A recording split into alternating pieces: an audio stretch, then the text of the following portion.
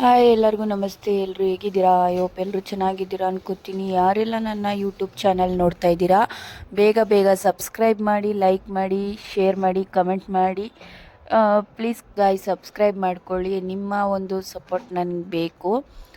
So ಯಾರೆಲ್ಲ ಈ channel ನೋಡ್ತಾ ಇದ್ದೀರಾ, ಬೇಗ ಬೇಗ ಲೈಕ್ ಮಾಡಿ, ಶೇರ್ ಮಾಡಿ, ಕಮೆಂಟ್ ಮಾಡಿ, ಹಾಗೆ ಬೆಲ್ಲೈಕನ್ ಕೂಡ ಕ್ಲಿಕ್ ಮಾಡ್ಕೊಳ್ಳಿ.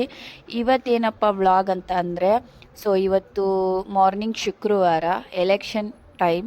ಸೊ ಹಂಗಾಗಿ ಮಾರ್ನಿಂಗ್ ಊರಿಗೆ ಹೋಗೋದಿತ್ತು. ಹಂಗಾಗಿ ಬೆಳಗ್ಗೆ ಬೇಗನೆ ಎದ್ದಿದ್ದೆ. ಹಾಗಾಗಿ ಸ್ವಲ್ಪ ಕೆಲಸ ಏನಿತ್ತು ಮನೆದು ಅದೆಲ್ಲ ಬೇಗ ಬೇಗ ಕ್ಲೀನಿಂಗ್ ಆಗಿರ್ಬೋದು ಎಲ್ಲನೂ ಮುಗಿಸ್ಕೊಂಡೆ. ಸೊ ಮುಗಿಸಾದ್ಮೇಲೆ ಸ್ವಲ್ಪ ಬಾಗಿಲೆಲ್ಲ ತೊಳೆದು ರಂಗೋಲಿ ಹಾಕಿ, ಆಮೇಲೆ ಸೊ ರಂಗೋಲಿ ಎಲ್ಲ ಹಾಕಾಯಿತು. ಸೊ ಊರಿಗೆ ಹೋಗೋದು ಅರ್ಜೆಂಟ್ ಇತ್ತು. ಸೊ ಹಂಗಾಗಿ ಯಾಕಂದರೆ ಮಾರ್ನಿಂಗ್ ಹೋಗಿ ಈವ್ನಿಂಗ್ ಬರಬೇಕಲ್ವ, ಹಾಗಾಗಿ ರಂಗೋಲಿ ಎಲ್ಲ ಹಾಕ್ತೆ. ಸೊ ಬೇಗ ಬೇಗ ರಂಗೋಲಿ ಎಲ್ಲ ಹಾಕಿ ಮನೇಲಿ ಏನೇನಿದೆ ಸ್ವಲ್ಪ ಕೆಲಸಗಳು ಅದನ್ನೆಲ್ಲ ಬೇಗ ಬೇಗ ಮುಗಿಸ್ಕೊಂಡ್ವಿ. ಯಾಕಂತಂದರೆ ನಾವು ಮಾರ್ನಿಂಗ್ ಹೋಗ್ಬಿಟ್ಟು ಮತ್ತು ಈವ್ನಿಂಗ್ ರಿಟರ್ನ್ ವಾಪಸ್ ಮನೆಗೆ ಬರೋದಿತ್ತು. ಹಾಗಾಗಿ ಡ್ಯೂಟಿಗೆ ಕೂಡ ರಜೆ ಹಾಕಿರಲಿಲ್ಲ. ಸೊ ಹಂಗಾಗಿ ಹಂಗೆ ಸುಮ್ಮನೆ ಹಾಗೆ ನಾಯಿ ಜೊತೆ ಮಾತಾಡ್ಕೊಂಡು ಸುಮ್ಮನೆ ಕೂತ್ಕೊಂಡಿದ್ದೆ, ಇನ್ನೂ ಟೈಮ್ ಆಗಲಿ ಅಂತ ಹೇಳಿಬಿಟ್ಟು. ಸೊ ಹಂಗೆ ಕಿಚನಿಗೆ ಬಂದೆ. ಸ್ವಲ್ಪ ಕಾಫಿ ಕುಡಿಯೋಣ ಅಂತ ಹೇಳಿಬಿಟ್ಟು, ಅದಕ್ಕೆ ಹಾಲು ಬಿಸಿಗಿಡೋಣ ಅಂತ ಹೇಳಿಬಿಟ್ಟು ಪಾತ್ರೆ ಎತ್ಕೊಂಡು ಸ್ಟವ್ ಹಚ್ಚಿ ಹಾಲು ಬಿಸಿಗಿಟ್ಟೆ. ಸೊ ಹಾಲು ಪಡಿಗೆ ಹಾಲು ಬಿಸಿ ಆಗ್ತಾ ಇರುತ್ತೆ. ಸೊ ಬಾದಾಮ್ ಗುಂಡು ಅಂತ ಏನಿರುತ್ತೆ ಅದು ನೈಟ್ ನೆನಕಿಟ್ಟಿರ್ತೀನಿ ನಾನು. ಅದನ್ನು ಮಾರ್ನಿಂಗು ಎದ್ದಿದ ತಕ್ಷಣವೇ ನಾನು ತಿಂತೀನಿ. ಅದು ತಿನ್ನೋದ್ರಿಂದ ಈ ಬೇಸಿಗೆಗಾಲದಲ್ಲಿ ಅದು ತಿನ್ನೋದ್ರಿಂದ ಬಾಡಿ ತುಂಬ ಕೂಲಾಗಿರುತ್ತೆ ಅನ್ನೋ ಕಾರಣಕ್ಕೆ ಅದನ್ನು ನಾನು ಸೇವಿಸ್ತೀನಿ. ಸೊ ಅದು ಬಂದುಬಿಟ್ಟು ಬಾಡಿ ತಂಪು ಮಾಡುತ್ತೆ, ಹೆವಿ ಹೀಟ್ ಇರೋರಿಗೂ ಕೂಡ ತಂಪು ಮಾಡುತ್ತೆ, ಬಾಡಿ ಕೂಲಾಗಿರುತ್ತೆ ಅನ್ನೋ ಕಾರಣಕ್ಕೆ. ಸೊ ಅದನ್ನು ನಾನು ಮಾರ್ನಿಂಗು ಸ್ವಲ್ಪ ತಿಂತೀನಿ. ಯಾವಾಗಲೂ ತಿನ್ನಲ್ಲ, ಯಾವಾಗಾದರೂ ತಿನ್ನಬೇಕಂತ ಅನಿಸ್ದಾಗ ಅದಕ್ಕೆ ಸ್ವಲ್ಪ ಸಕ್ಕರೆ ಹಾಕ್ಕೊಂಡು ತಿಂತೀನಿ. ಹಾಗೆ ತಿನ್ನೋಕೆ ಹೋದರೆ ಬರೀ ಸಪ್ಪೆ ಸಪ್ಪೆ ಥರ ಇರುತ್ತೆ, ಅದು ತಿನ್ನಲಿಕ್ಕೂ ಆಗಲ್ಲ. ಹಂಗಾಗಿ ಬಾದಾಮ್ ಗುಂಡು ಏನಿದೆ ಅದು ನೈಟ್ ನೆನೆಸ್ಬಿಟ್ಟು ಮಾರ್ನಿಂಗ್ ಎದ್ದು ತಿನ್ನೋದ್ರಿಂದ ಹೆಲ್ತಿಗೂ ಒಳ್ಳೆಯದು ಅನ್ನೋ ಕಾರಣಕ್ಕೆ ಸೊ ಅದನ್ನು ತಿಂದಾದಮೇಲೆ ನೆಕ್ಸ್ಟ್ ಬಂದುಬಿಟ್ಟು ಸ್ವಲ್ಪ ಬೆಡ್ಶೀಟ್ ಎಲ್ಲನೂ ಇತ್ತು.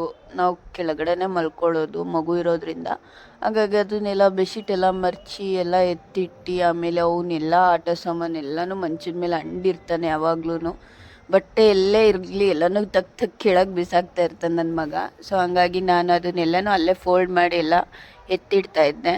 ಮತ್ತು ಅವನದು ಏನಿದೆ ಆಟ ಸಾಮಾನು ಅದನ್ನೆಲ್ಲನೂ ಕೂಡ ಕ್ಲೀನ್ ಮಾಡಿಬಿಟ್ಟು, ನೆಕ್ಸ್ಟ್ ಬಂದುಬಿಟ್ಟು ಎಲ್ಲ ಮಂಚದ ಮೇಲೆ ಎಲ್ಲ ಕಸ ಥರ ಬಿಸಾಕಿದ್ದ, ಹಂಗಾಗಿ ಎಲ್ಲನೂ ಸ್ವಲ್ಪ ಅದನ್ನು ಎಲ್ಲ ಕ್ಲೀನ್ ಮಾಡಿದೆ. ಇಲ್ಲ ಅಂತಂದರೆ ಅದು ಗಲೀಜಾಗಿ ಕಾಣುತ್ತೆ ಅಂತ.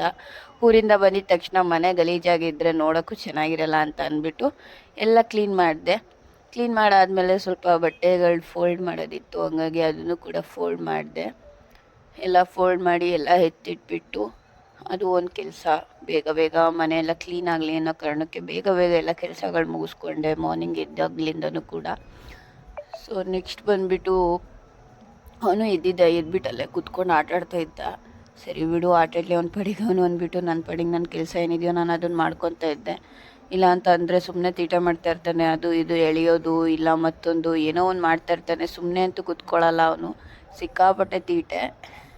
ಏನು ಹೇಳಿದ್ರೂ ಹೇಳೋ ಮಾತಂತೂ ಕೇಳಲ್ಲ ಅವನು. ಹಂಗಾಗಿ ಸೊ ನನ್ನ ಕೆಲಸ ಏನಿದೆಯೋ ಅದನ್ನು ನಾನು ಕಂಪ್ಲೀಟ್ ಮಾಡಿಕೊಂಡೆ. ಬೇಗ ಬೇಗ ಎಲ್ಲ ಬಟ್ಟೆಗಳನ್ನೂ ಮರ್ಚಿ ಫೋಲ್ಡ್ ಮಾಡಿ ಎತ್ತಿಟ್ಟು, ಮತ್ತು ಕಿಚನ್ ಹತ್ರನೇ ಸ್ವಲ್ಪ ಕೆಲಸ ಇತ್ತು, ಹಂಗಾಗಿ ಅದನ್ನೆಲ್ಲನೂ ಕೂಡ ಕ್ಲೀನ್ ಮಾಡ್ತಾಯಿದ್ದೆ.